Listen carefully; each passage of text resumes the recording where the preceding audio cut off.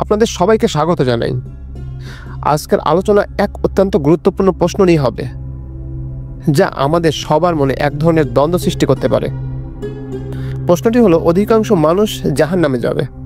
এটা জেনেও আল্লাহ কেন মানুষকে সৃষ্টি করলেন? এটা একটি গভীর চিন্তা এবং চিন্তা উদ্বেগকারী প্রশ্ন, যা আমাদের অন্তরে অনেক প্রশ্ন এবং সন্দেহের সৃষ্টি করতে পারে। প্রথমেই আমরা জানি যে আল্লাহ তাআলা আমাদের সৃষ্টি করেছেন একটি উদ্দেশ্য নিয়ে। কোরআনে আল্লাহ বলেন, আমি মানব জাতিকে পরীক্ষা করার জন্য জীবন এবং মৃত্যু সৃষ্টি করেছি, যাতে তারা নিজেদের কর্মের ফলাফল বুঝতে পারে।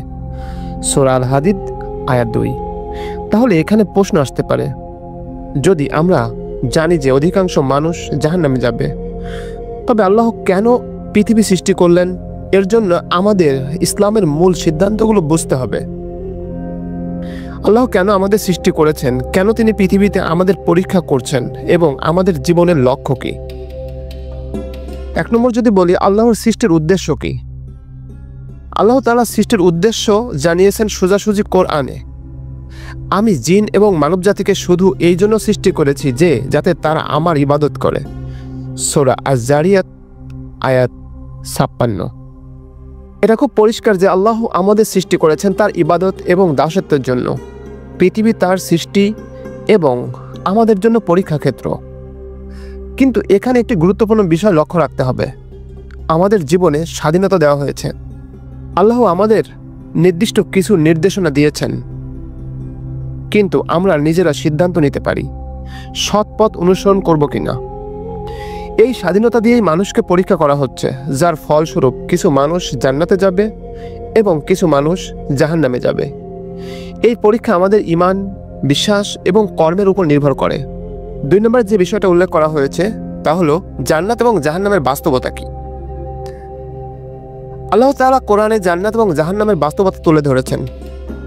জান্নাত আল্লাহর রহমত এবং অনুগ্রহের এক অভূতপূর্ব জায়গা, যেখানে রয়েছে অনন্ত সুখ ও শান্তি। কিন্তু অন্যদিকে জাহান্নাম একটি ভয়াবহ জায়গা, যেখানে রয়েছে অগণিত শাস্তি এবং দুঃখ। নিঃসন্দেহে যারা বিশ্বাস করে এবং সৎকর্ম করে তারা জান্নাতে প্রবেশ করবে, আর যারা অবিশ্বাসী এবং নাফরমানি করবে তাদের জন্য রয়েছে মহা আযাব বা জাহান্নাম। সূরা আল বাকারা আয়াত 82। এখানে একটা গুরুত্বপূর্ণ দিক হলো, মানুষের পাপ এবং কুফরির কারণে যারা জাহান্নামে যাবে এটি তাদের নিজস্ব সিদ্ধান্ত, যদিও আল্লাহ তাদের জন্য রাস্তা দেখিয়েছেন। তারা যদি সেই রাস্তা অস্বীকার করে তবে তারা এর ফল ভোগ করবে। তবে কোরআনে আরও এক দিকও রয়েছে, যেটি আল্লাহর রহমত। আল্লাহ তার বান্দাদের প্রতি অত্যন্ত দয়ালু এবং তিনি তাদেরকে সুযোগ এনে দেন তওবা করে ফিরে আসার। কোরআনে আল্লাহ তাআলা বলেন, যারা পাপ করে তারা যদি তওবা করে এবং আমার কাছে ফিরে আসে, আমি তাদেরকে ক্ষমা করে দেব। সূরা আজ-জুমার আয়াত 53। 3 নম্বরে যেটা বলা হচ্ছে, আল্লাহর রহমত এবং মাগফিরাত। প্রথমত, মানুষকে সৃষ্টি করার পর আল্লাহ তাদের উপর কতটা দয়ালু এটা আমাদের বুঝতে হবে। আল্লাহ মানুষকে পরীক্ষার মধ্যে ফেলে দিয়েছেন, তবে তার রহমত অবিশ্বাস্যভাবে বিশাল। অনেকেই মনে করেন তারা যেহেতু পাপী তাই তারা আল্লাহর রহমত থেকে দূরে চলে যাবে, কিন্তু কোরআন এবং হাদিসে স্পষ্টভাবে বলা হয়েছে যে কেউ যদি তওবা করে আল্লাহ তাকে ক্ষমা করবেন। আল্লাহ বলেন, নিশ্চয়ই আল্লাহ তার দাসদের ক্ষমা করে দেন এবং তিনি দয়ালু ও পরম দয়ালু। সূরা আন-নিসা আয়াত 110। এই হচ্ছে আল্লাহর অবিশ্বাস্য দয়া এবং ক্ষমা। যদি আমরা আমাদের ভুল স্বীকার করি, আমাদের মধ্যে সত্যিকারের তওবা এবং সংশোধন থাকে, তবে আল্লাহ আমাদের ক্ষমা করবেন। এটি ইসলামের সবচেয়ে আশাবাদী দিকগুলোর একটি। যে কোনো সময় কোনো অবস্থাতে আমরা তার কাছে ফিরে যেতে পারি এবং তিনি আমাদের ক্ষমা করবেন। 4 নম্বরে যেটা বলা হচ্ছে তা হলো স্বাধীনতা এবং পরীক্ষা। আল্লাহ আমাদের স্বাধীনতা দিয়েছেন আমাদের কর্মের ফলাফল নির্ধারণ করতে।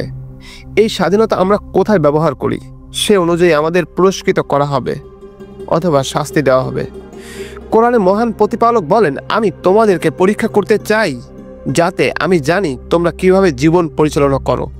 সূরা আনফাল আয়াত 28। এটি স্পষ্ট যে পৃথিবী আমাদের পরীক্ষার জন্য।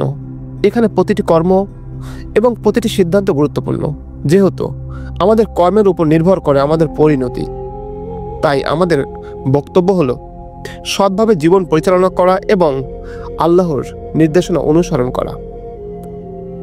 তাহলে প্রিয় দর্শক, যদি আমরা এই প্রশ্নটির গভীরে যাই, আমরা বুঝতে পারি যে আল্লাহ আমাদের সৃষ্টি করেছেন তার ইবাদত করার জন্য এবং পরীক্ষার মাধ্যমে আমাদের প্রকৃত মান মূল্যায়ন করতে। যদিও অধিকাংশ মানুষ জাহান্নামে যাবে, তবে এর কারণ হলো তাদের নিজেদের সিদ্ধান্ত। তারা যদি আল্লাহর পথে চলতে চায়, তারা অবশ্যই জান্নাতে প্রবেশ করবে।